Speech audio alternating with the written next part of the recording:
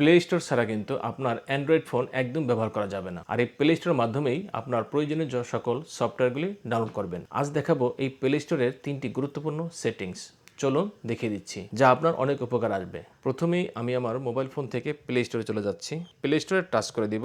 Touch করে দিয়ে এখান থেকে দেখতে পাচ্ছেন উপরে প্রোফাইলে টাচ করে দিব। এই প্লে প্রোটেক্টে টাচ করে দিবেন। এখানে টাচ করে দিয়ে দেখতে পাচ্ছেন এই যে স্ক্যান, এই স্ক্যানে টাচ করে দিবেন। তাহলে আপনার ফোনে যে সফটওয়্যার ব্যবহার করছেন সেই সকল সফটওয়্যারগুলি এখান থেকে স্ক্যান হয়ে যাবে। আপনার ফোনে যদি কোনো ক্ষতিকর অ্যাপস থাকে সেগুলি এখান থেকেই শনাক্ত করতে পারবেন এবং ডিলিট করতে পারবেন। এরপর দ্বিতীয় গুরুত্বপূর্ণ সেটিংস হলো, আবার প্রোফাইলে যাবেন। প্রোফাইল থেকে একটু নিচে স্ক্রল করে দেখতে পাচ্ছেন সেটিংস, এই সেটিংসে টাচ করে দিবেন। সেটিংসে টাচ করে দিয়ে দেখতে পাচ্ছেন উপরে এই জেনারেল টাচ করে দিবেন। জেনারেল টাচ করে দিয়ে এখান থেকে স্ক্রল করে নিচের দিকে আসবেন। নিচের দিকে আসলে দেখতে পাবেন এখানে অটোমেটিক্যালি আর্কাইভ অ্যাপস, এখানে টাচ করে দিবেন।